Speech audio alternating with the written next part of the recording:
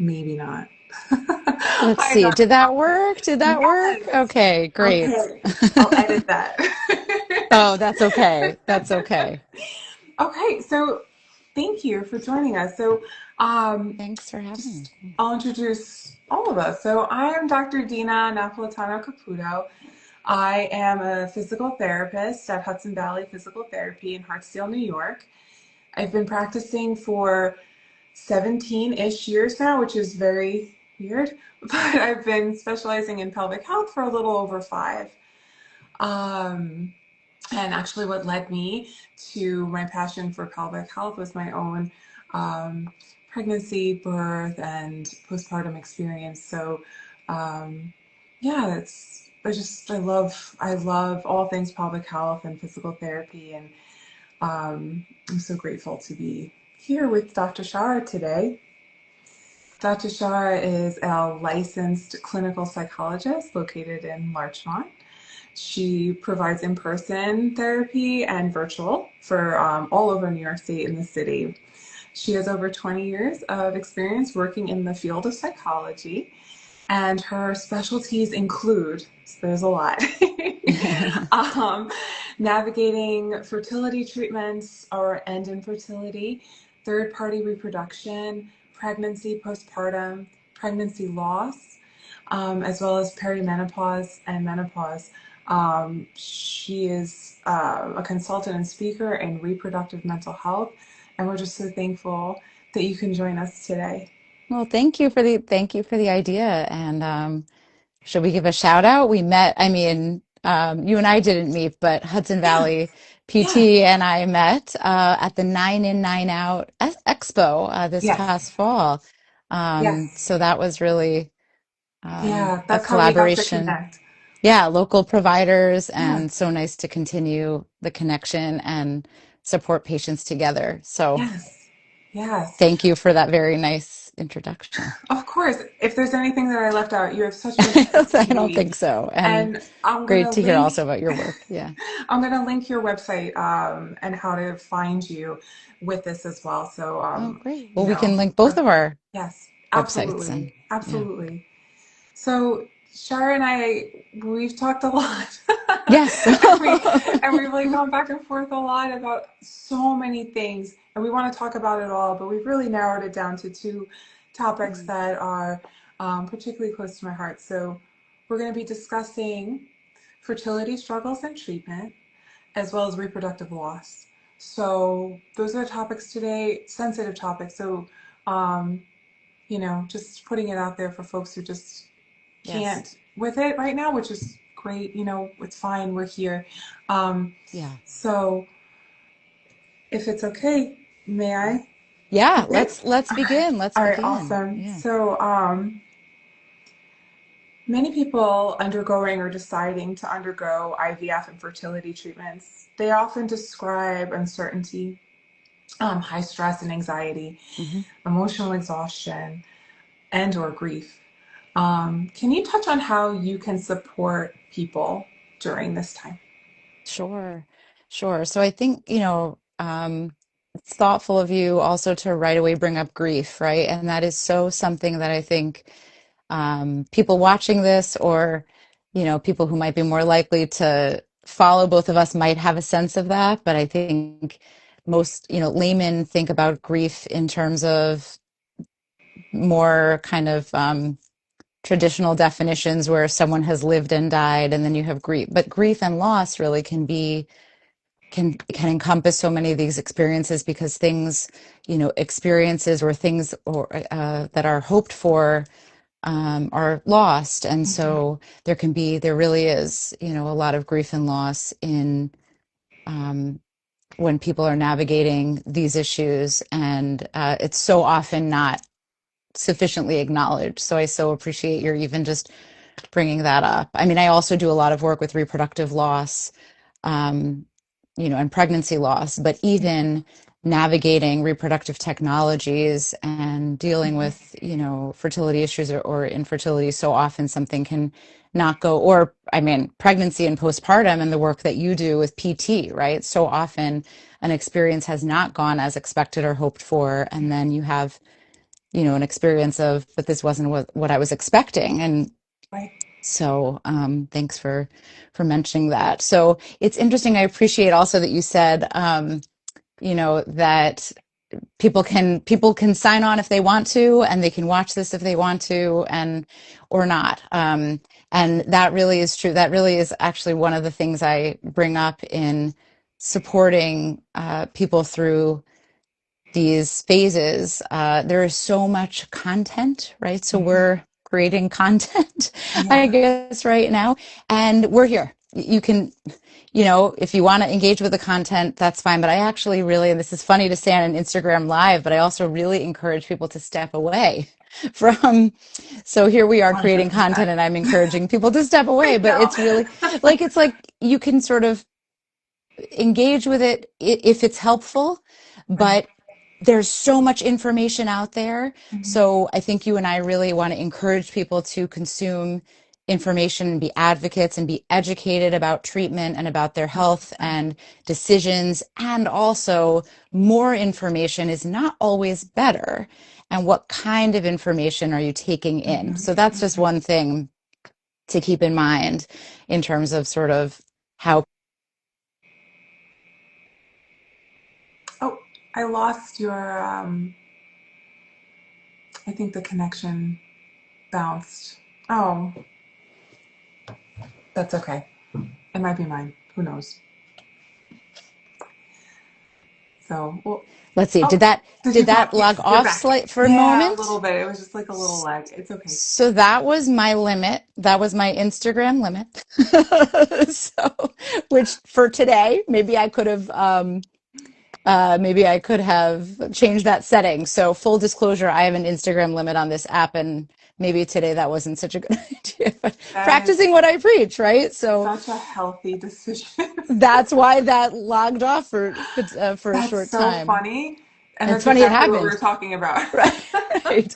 I did put my other notifications off, as you did too, so a phone Sure. call wouldn't come in, but I didn't think about the limit. That's funny. That's so funny. Um, I highly recommend a limit for sure. yeah, people do all different Oh things, right? Putting the gosh, phone in a yeah, different room is also a limit, for right? sure. But So, yes, so more information is, I totally support information gathering, and mhm, also more information is not always better.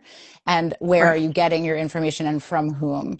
I think that's very important in this sort of digital age of we have all the information we could access, but people are not. It's often that people are not getting a very representative amount of information or the right information, or things are getting sort of siloed by algorithms or preferences. Mm-hmm. So good to keep in mind.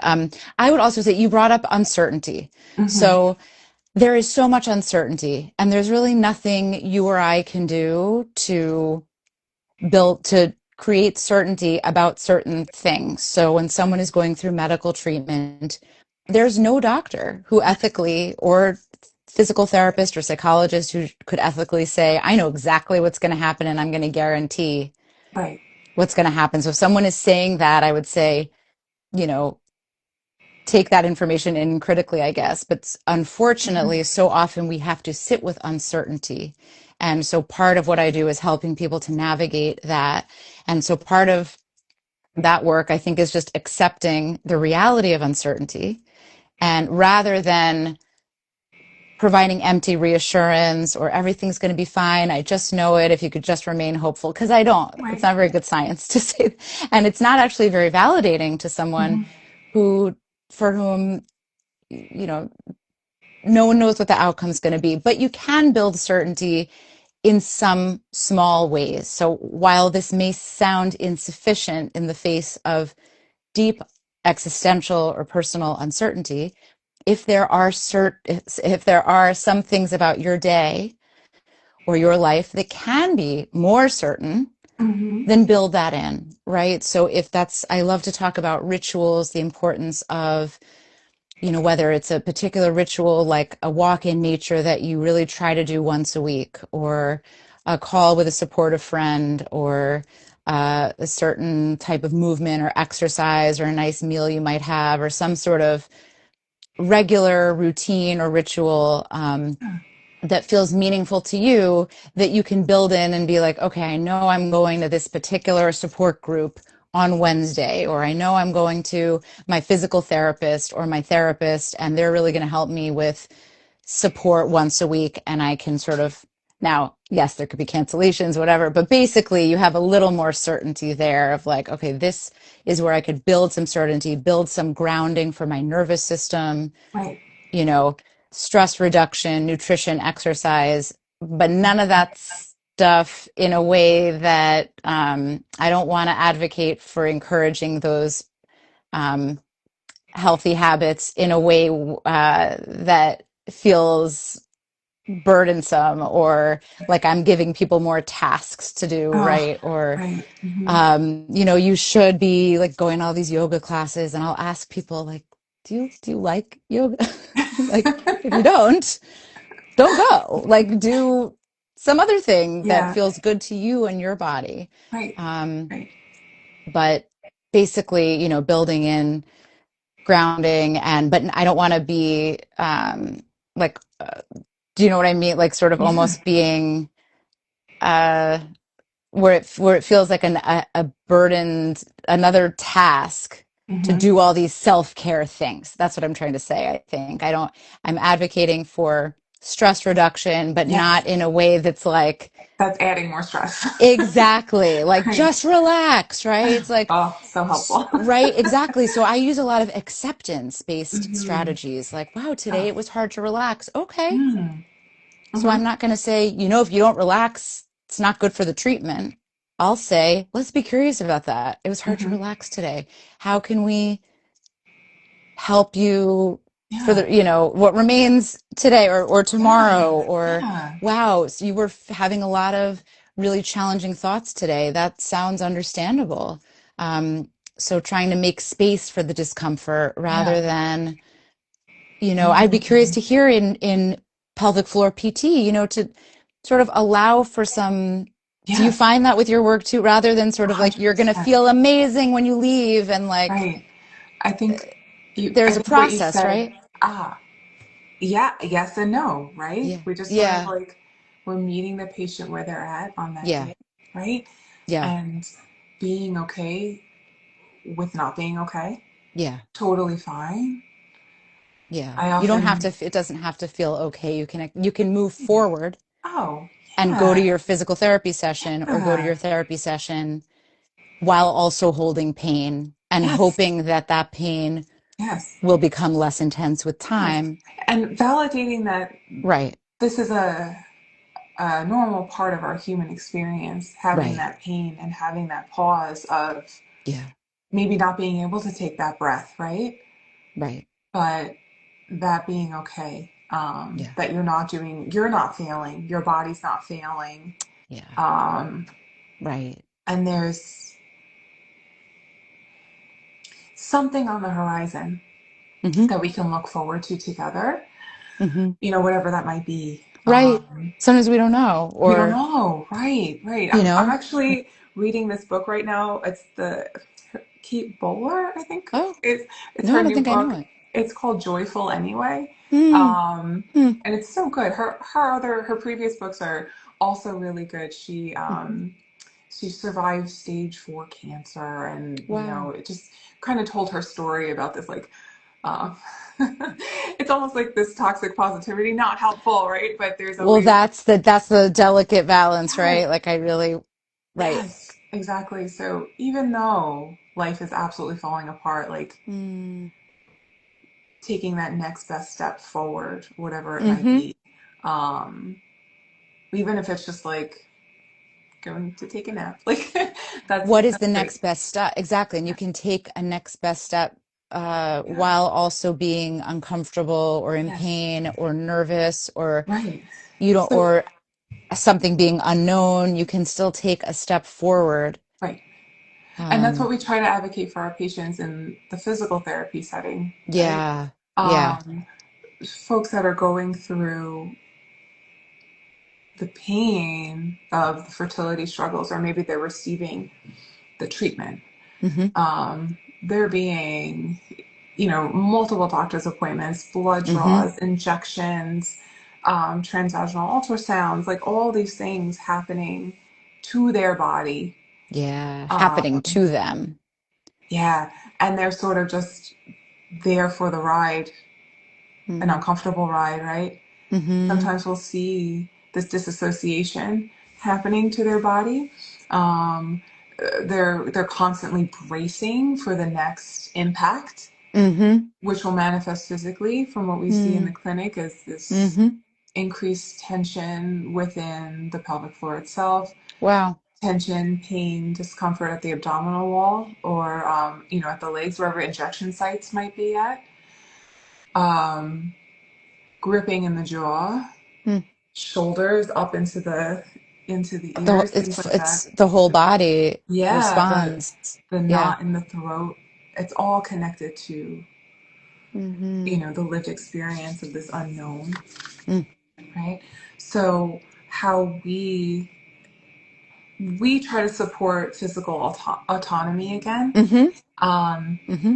a lot of what we do is therapeutic touch, myofascial release, visceral mobilization, to the treatment sites, maybe Mm. releasing tension in the pelvic floor, releasing tension in the abdominal wall, neck, shoulders, TMJ issues. Sure. Um, Yeah.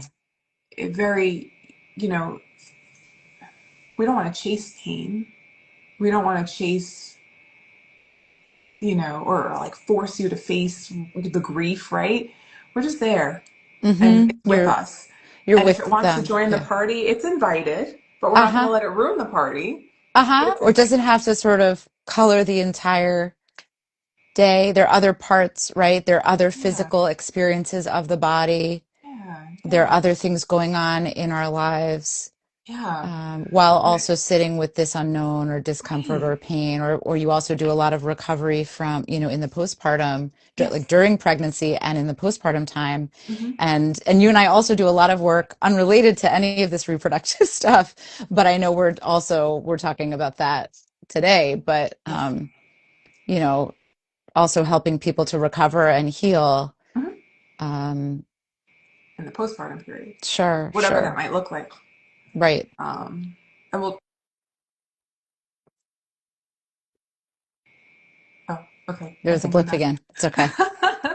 um, yeah. So physical autonomy, I think that's a Yes. big one, and to Yes. help manage the physical discomfort through Yes. therapeutic touch, through breath work, Mm, mm-hmm. through holding space, in that treatment room. Mm-hmm. Same with when you see your folks, we're one on one, but you really get Mm-hmm. to know them. It's a more intimate setting of, than a quick, check in, right? Mm-hmm. Sure. So allowing them just to breathe for a moment if they wish to speak on anything or they want to talk about it. I welcome it, This is Sure. I want to hear about it, but you don't have to tell me. It's okay, Mm-hmm. but I'm here. I'm here. Exactly. So the autonomy in that, the agency, and actually Yeah. you brought something up that of which I was reminded as you were talking, which was, how we both support autonomy and agency. Hmm. Something I was thinking about in that domain is that I often support people navigating any reproductive issue in uh, sort of wading through their interpersonal, navigating their interpersonal Right. reactions. I'm Hmm. sorry, their interpersonal interactions.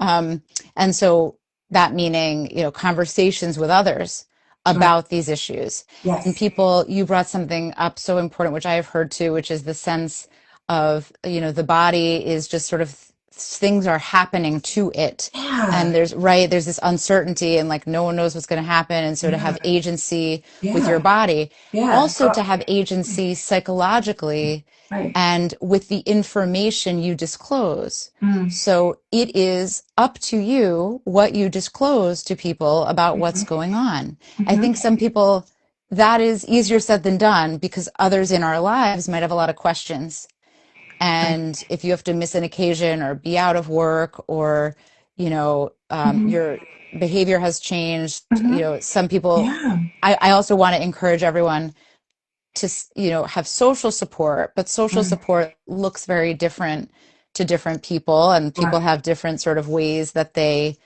engage in the world and feel about other people. So some people really like to tell a lot of people about what's Mhm. going on, and whether that's just in their Right. personal life or online, or but some people really like privacy. And I Yes. always really want to gauge what feels good to you, and you have Hmm. control over the information you share. Yes. And even if someone is Very pulling important. for information, you can still sort of go through, what feels okay to disclose Yeah. and what feels And just to not. even be like, Yeah, and some yeah, people might react to that, and that's right, okay. And you can right. sort of say, I understand. I said I was going through IVF, and now it's sort of hard for me to talk about. And just, Yeah. I hope you'll understand that Yeah. Let's, it's hard to talk about at this time. And yeah, hopefully, most family and friends can be understanding about that, or absolutely. you don't have to tell people what's going on in the first place.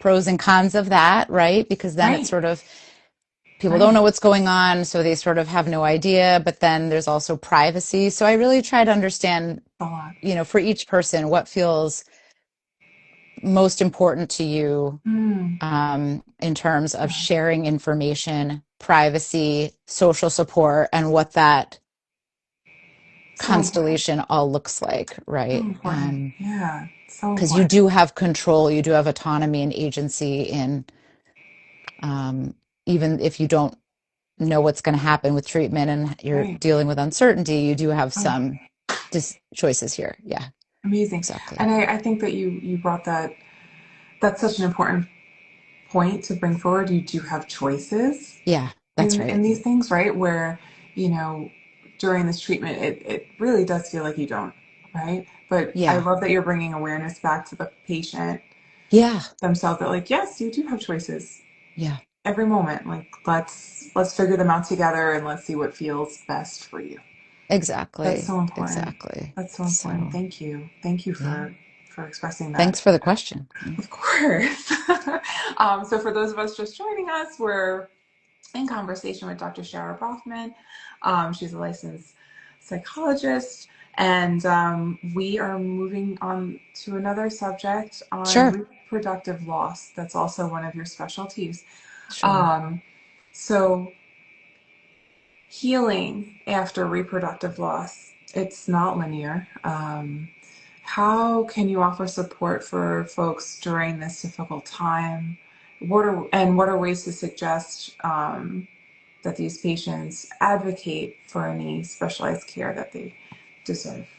Sure. No, I appreciate that. So I'm glad, we're using the term reproductive loss, because I have really started to focus on that term, which is not to say that if the term pregnancy loss makes more sense to someone's unique circumstances, I use that term as Sure. well. But it does not, it's less inclusive than reproductive loss, because Right. I would say having, an IVF retrieval that didn't go as expected, or a Right. transfer that didn't go as expected, is a reproductive loss. But Yes. it's almost like, It's more encompassing for sure. exactly. Right? So, Yeah. right. I think sometimes I talk about the term disenfranchised grief. Do you know the term? No. No. It's a term coined by the psychologist Ken Doka in Mm. a number of decades ago. But the idea is that there's some losses societally that tend to not get recognized and are Wow. so much Mm-hmm. harder, right? Because if someone has lived and died, a person has lived and died, particularly an older person, right? When something's timely, Mm-hmm. there's such a structure for that Yes. societally. Mm-hmm. And most spiritual or faith communities have, or Mm-hmm. cultural communities have, very specific rituals around, Yes. okay, here's what you do, right? And people acknowledge it, and maybe there's a card, or a certain thing that is Yeah. done, Yeah. A right? public Or service or something right, like a that. service, Yeah. whether there's Or formal event. exactly, and some sort of way of acknowledging, either cremation or burial, or some way of Right. acknowledging um, the bodily aspect. And so when there's a reproductive loss or a pregnancy loss, Mm. some there are some cultural recognitions, but not everyone's familiar, or different communities sort of navigate it in different ways. And so Right. it can be this, the idea is disenfranchised grief, almost. You don't Oh, deserve to grieve, or that yeah. loss is not acknowledged by society, of like, well, that was just a pregnancy, or that pregnancy didn't get very Yeah. far, so at least people will say these painful things, right? It wasn't farther along, or all these things. So anyway, all I mean, long that's way of such saying, a, oh wow, what an impactful definition. I haven't heard that, but it's yes, I use that incredible. term, Wow. disenfranchised grief. It's certainly Yeah. not, I certainly didn't come up with it, but just it is a term that I think in reproductive loss makes so much sense, Very and appropriate. really, right, it captures Yeah. that Wow. experience. So yes, so I think so much of what we talked about, um, just in the previous topic, was about acceptance of Mm-hmm. pain, but not necessarily of suffering. This is sort of a, Mm. it from mindfulness, or some of the Eastern philosophical ideas, that we can kind of, accept certain things, or accept that pain may be with us. The intensity may decrease with time, but we can kind of move forward with it. Mm-hmm. And I like to use a lot of ideas from acceptance and commitment therapy, which I think in reproductive loss and in navigating medical situations out of our control, to basically accept a certain amount of pain, or certain circumstances are as they might be, and also we can commit to living a life in alignment with our values. So to really discern what is important to you in life, who Mm. is important to you in life, and irrespective of this outcome. So rather than focusing on goals or outcomes, or I Mm-hmm. will be happy when such and such circumstances are such Mm. and such a way, or Mm-hmm. when this vision comes to fruition, um, it doesn't have to depend on an outcome to live a life according to your values. So Mm-hmm. if, connection is important to you, if spirituality is important to you, if nature is important to you, if adventure is important to you, um, I don't mean to say all of these things, um, as though they are glossing over pain or taking away pain. Right. Importantly, they coexist. So Yes. you can be in pain and be in nature, Yes. and you can be in pain and seek connection Yes. with others. And sometimes you might not want to seek connection, but Mm-hmm. basically the idea of a values oriented life, it can Mm-hmm. sometimes transcend outcomes and the concrete and goals. And I have reached my goal. Goals are finite, values are infinite, is the idea from Mm. acceptance and commitment therapy, right? So sometimes that helps people to zoom out, Yes. Yes. right? And say, okay, I'm in a lot of pain. All of my friends and family are engaging in toxic positivity and telling me to look on the bright side Mm-hmm. and look at the silver line. And Mm-hmm. sometimes there's truly no silver lining. I think you and I, you know, help people to heal from things where I don't see any silver lining. Yeah. And it's almost, invalidating is one word. It's disrespectful to sort of say, oh, look on the bright side, or I if that agree. hadn't happened, Right. you wouldn't have moved to such, like, I that agree. wasn't the plan, right? And Yeah. so to make space for the loss of Yeah. something that was hoped for that didn't happen, and also to engage in life to build meaning, basically Mm-hmm. to build meaning, Mm-hmm. irrespective of an outcome. Mm-hmm. Mm. um, and hopefully Yeah. that's sort of what a base, like, kind of my, That's what incredible. informs a lot of Yeah. my work. Yeah. Yeah. I almost feel like you should also maybe think about being becoming an educator and maybe teaching people Oh, how they can support somebody who oh, is grieving. I like to give talks. I don't know, it might be a stretch to call myself an educator, but I do give talks. But No, yeah, I mean just to help the family or the friends of somebody who is grieving. Like mm, how can they support? You know what I mean? Because that yes, toxic that is a need. positivity not always helpful. And you The know what? oh. it's, And but they're it's, working too hard. The family and friends are like working too. It's so effortful to say, look at all the bright side, and right. instead of just saying, wow, that is Yes. so painful. I'm here Yes. with you. That's it. Yes. That's all Yes. you have to say. It's I'll sit with difficult. you. Yeah. You I don't have to feel like solve, it's they want to difficult. solve. They want it to go Right. away. The friends and Hmm. family want the pain to go away. And they have the best intentions while doing that, Exactly. That's right? exactly But right. They it's really like do. not helping It's and it's pushing it away. It's like pushing it away. trying, it's almost like to not acknowledge reality. It's a Right. denial of Yes. reality. Yes. They mean well, right? Yes. Of But it's like the course. fighting, right? And so when our patients too are fighting with the pain, I'm supposed to Hmm. feel better and I'm Yeah. supposed to not have pain. And the thing is, I'm being paradoxical because you and I also help people to relieve pain. We Yes. do. I know. Yeah. So Yeah. I hope I've made sense. I'm not saying that you and I don't also help people to reduce Oh. and relieve pain, but a certain amount of pain is part of life, as you point out. And so Mm. that fighting Hmm. against it Hmm. is sometimes almost working too hard Yes, I agree. rather to sort of let it Hmm. come and go, and the Yeah. intensity will come and go. Yes. Yes. But friends and family, they really do mean well, but Oh, yeah. It's making cultural, space for that. It can be, the yeah, exactly. Different people deal here, with it differently. Yeah. yeah, and here in our system, of working, working folks, and we return to work the next day, the next week after a reproductive loss, Yes. and we have Yes. to put that mask on and go, right?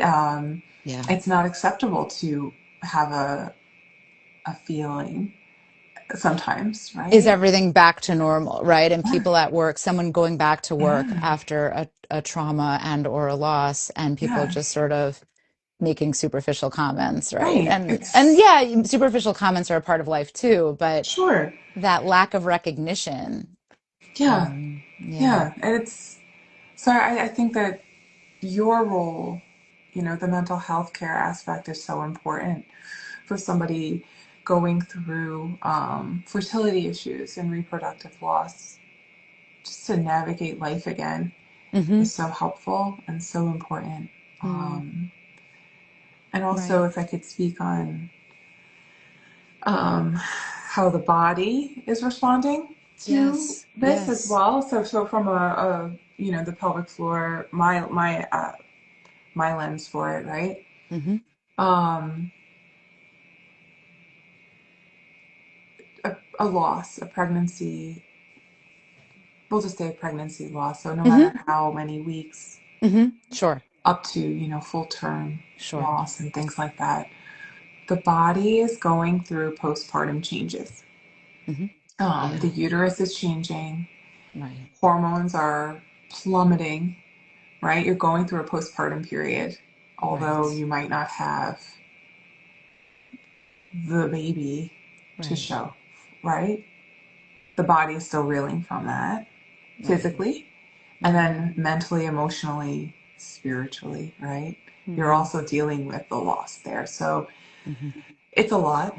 Hmm. The body holds a lot, and Hmm. having to return to work like nothing happened, or having to return to whatever part of your life, right? Maybe you have older children, or you have Right. Right. you're a caregiver to somebody else. It's something, other aspect in your life that you have to return to.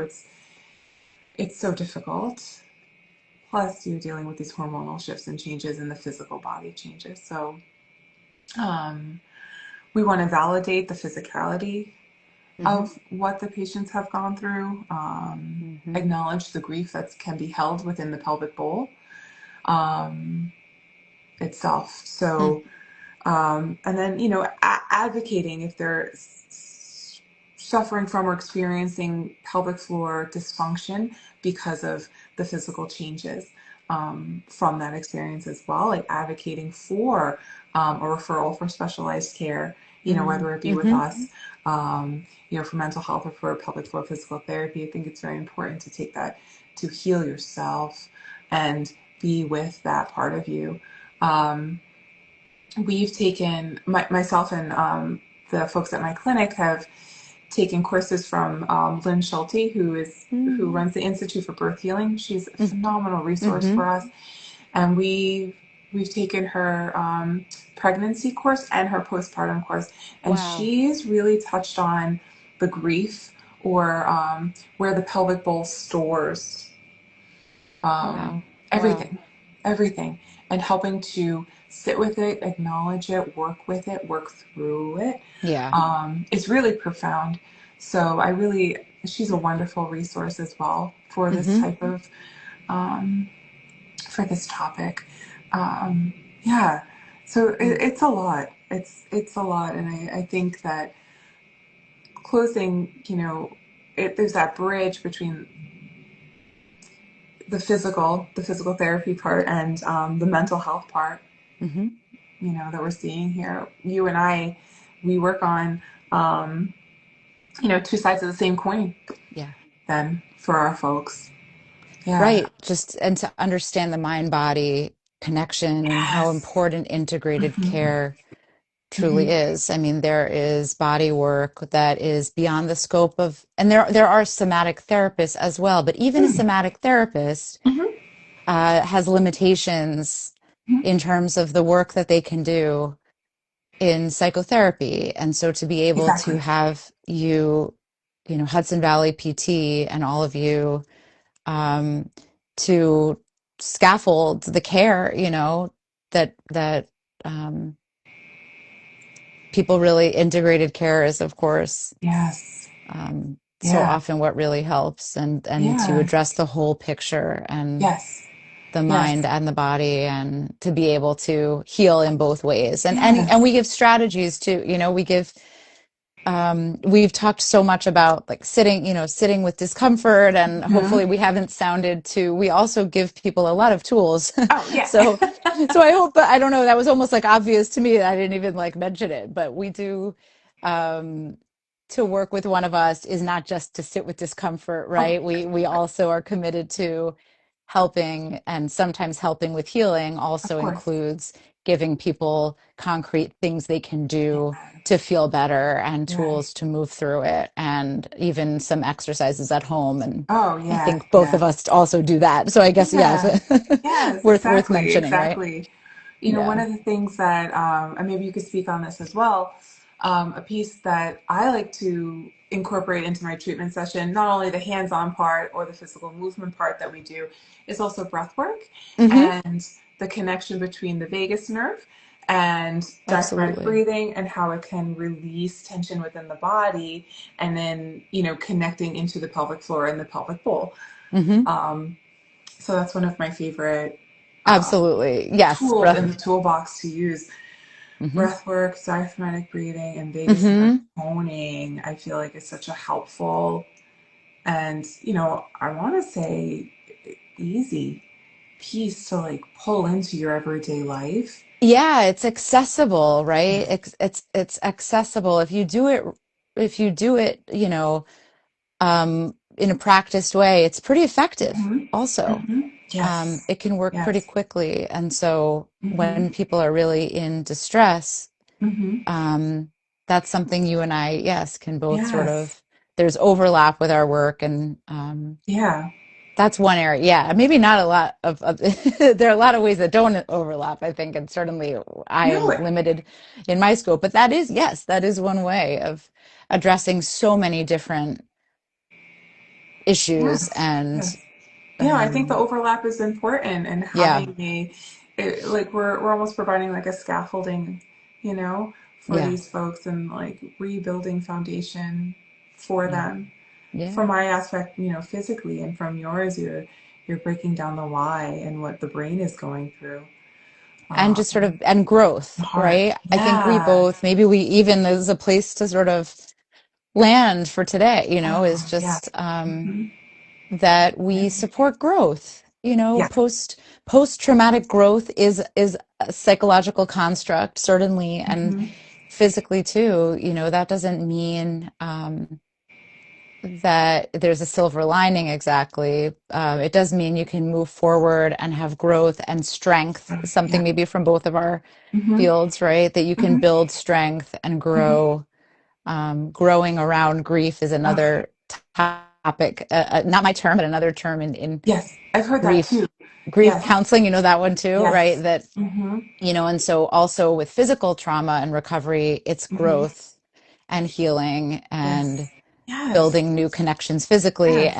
and maybe I might be working with building new connections psychologically and Yes. flexibility. I mean, yeah, actually, it's a lot to think about. Like Fantastic. flexibility is something I think about, to help people to not necessarily just think positive, Mm-hmm. right?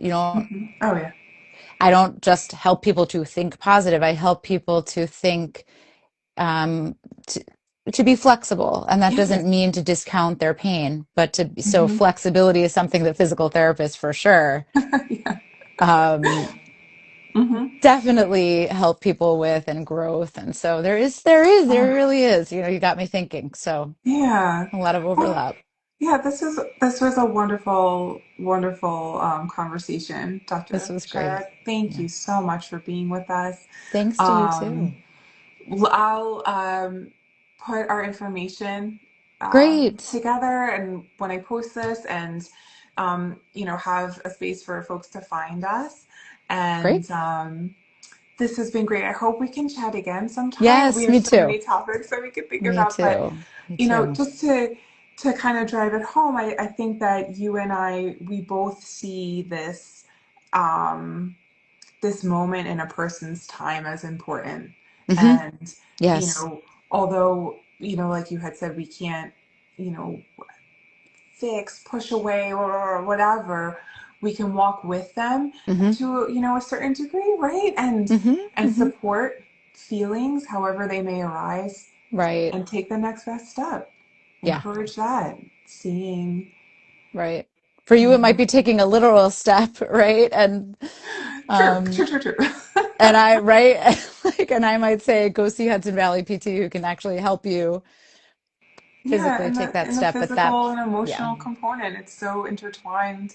yeah, So, yeah. thank you Thank again you so so much much. too. This was lovely, and This was great. A we'll great talk again soon. conversation. Hopefully, we could do this in person. We're thinking Yes, we about should. I know restarting that up would our be, in-person moms club, so we do we'll like a let everyone know. Right. We are monthly both chit chat. local to Yeah. Westchester So County. So if something happens in person, we'll also let everyone okay. know. So Dr. Broffman is located in Larchmont, and Hudson Valley Physical Therapy, myself and my colleagues, we are located in Hartsdale.